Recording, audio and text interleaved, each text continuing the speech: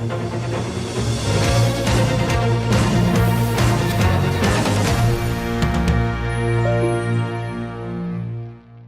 a reforma trabalhista, o que se percebe nas ruas de Goiânia é gente com medo de acionar a Justiça do Trabalho, já que agora, se o trabalhador perder a ação, vai ter que pagar as custas do processo e até os gastos com os advogados da empresa.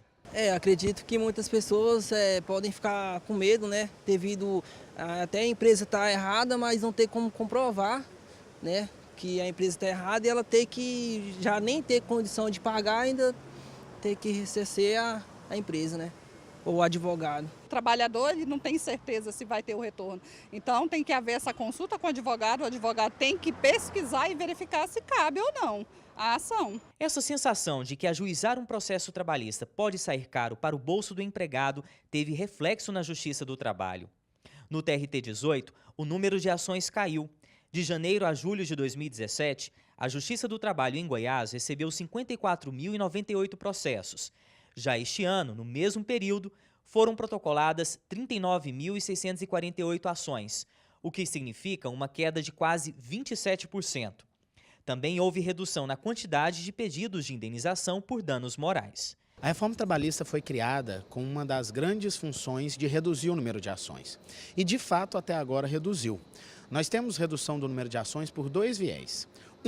Um viés de coibir aventuras jurídicas, ações trabalhistas que muitas vezes pode ser que elas não tivessem um grande calço legal, uma expectativa em que os empregados eles buscavam o judiciário para ter algum retorno financeiro, mas também tem um lado muito ruim dessa redução do número de ações, que são os empregados que estão com medo de entrar na justiça. O acesso à justiça não pode gerar medo nas pessoas e esse aspecto do medo é um aspecto ruim.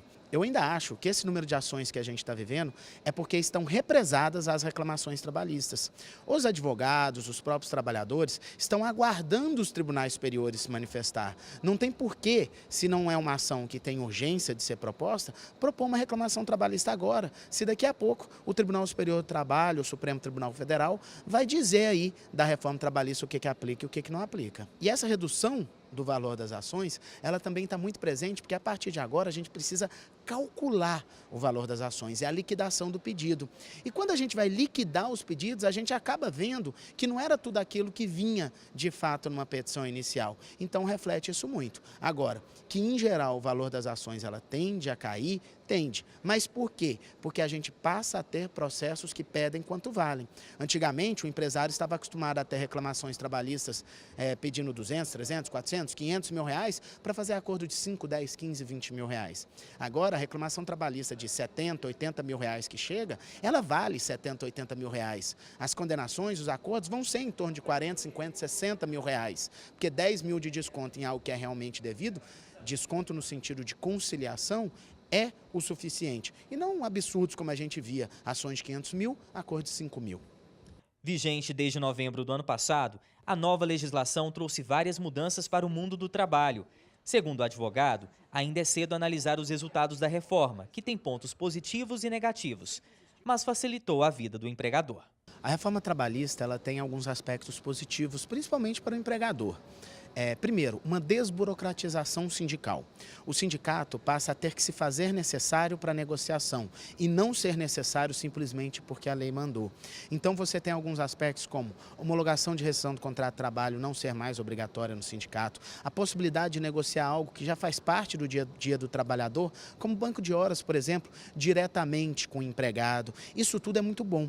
E se utilizado de forma inteligente, o negociado sobre o legislado abre portas de diálogo entre empregados e empregadores. É claro que eu não estou falando ali do chão de fábrica com o empregador. Eu estou falando de empregados e empregadores que estão fora dessa base da pirâmide e que têm condições de conversar, têm condições de dialogar. Estamos inaugurando uma nova fase nas relações de trabalho. E nem o empregador pode ser assodado achando que essa nova fase permite que ele faça qualquer coisa e muito menos o empregado precise acreditar que ele tem que se submeter a qualquer coisa que o empregador lhe imponha. A reforma chegou com a promessa de modernizar as relações trabalhistas e gerar novos empregos, mas para o Ministério Público do Trabalho, ela está longe de cumprir as metas propostas. A primeira avaliação, a avaliação mais rasa, vamos dizer assim, é que aquela promessa que foi feita lá atrás, com a modernização das relações de trabalho, com novas contratações, com aumento, incremento da economia a partir de uma legislação nova, uma legislação trabalhista nova, isso não aconteceu. Então, nós saímos de um percentual de um quantitativo de 12 milhões de desempregados e permanecemos nele até hoje. Quando nós começamos a analisar os dados mês a mês, a partir da reforma trabalhista, as novas contratações, comparado também com as demissões, os saldos são mínimos, ou quando não negativos. Então, o nosso balanço que nós fazemos com esse enfoque de novas contratações, de modernização nas relações de trabalho, ele não existiu. Ele foi uma promessa feita lá atrás que não está sendo cumprida até o momento. O procurador acredita que as novas modalidades de contratação, como terceirização e trabalho intermitente, no qual a prestação de serviços não é contínua, mais prejudicam do que beneficiam o trabalhador. As modalidades também que foram trazidas pela reforma contribuíram para um incremento e aumento da informalidade no país. E quando falamos de informalidade, isso tem repercussão na Previdência Social.